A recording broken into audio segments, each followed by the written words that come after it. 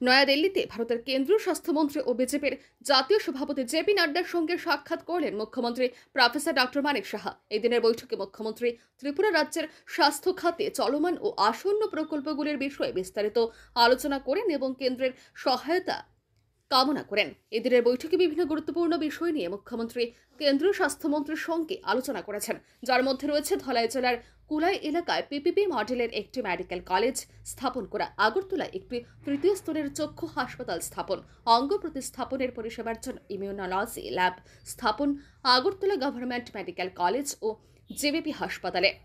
এছাড়াও এদিনের সাক্ষাৎকারে এজিএমসির সুপার স্পেশালিটি ব্লকের জন্য উন্নত চিকিৎসা সরঞ্জাম কেনার জন্য অর্থ বরাদ্দের অনুরোধ জানিয়েছেন মুখ্যমন্ত্রী।